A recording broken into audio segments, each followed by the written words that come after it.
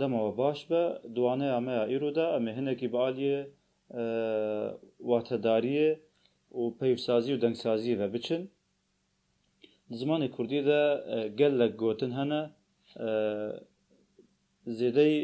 یەک واتەی دستینە واتە گەلێک واتەیەن وێن هەنە دەبەک و دوو واتە بن یان سێ واتە بن هەروەها سێ چار گوتن هەنە هەمان واتەیە ددن هەروەها هەن گوتن هەنە یەک نویسن بەلێ لێبەلێ دوو واتەیەن خوا هەنە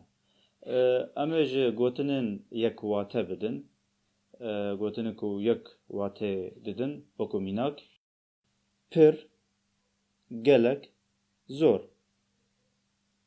dibek ew got çi rengdêr be çi lêker be di çi babetî de jî be wisa wilo welê halê hana werê wana tav roj rok çawa çilo çito Pol, navmil, şan. İsot, biber. Lêdan, lêxistin. Pos, bêvil, difin.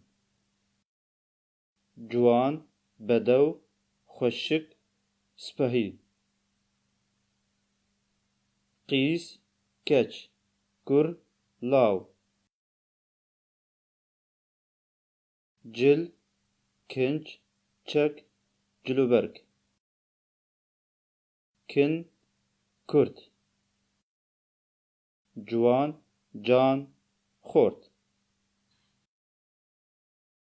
em ê hin mînakan li ser gotinên pirwate wate ew gotine gelek wateyên wên hene وەکو میناک گوتنا پر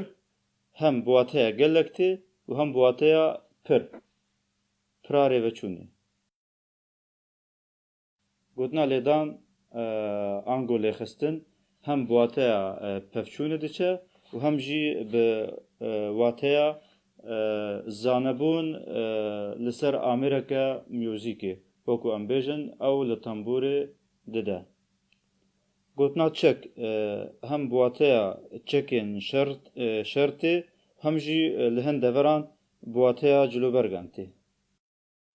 mijareke din jî gelekî giring e gotinên yeknivîs yeknivîs e lê du dengên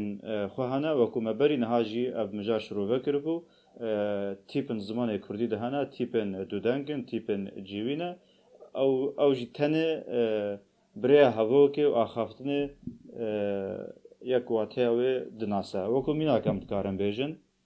ker corekî ajalan û ker kerê nabihîse ken û ken kenê mirov dema yek dikene û ken ew tişta li serê mirovî de çêdibe ji bilî van gotinên ku niha me ji were anîne ziman yek wate an pirwate an yeknivîs bi dehên gotinên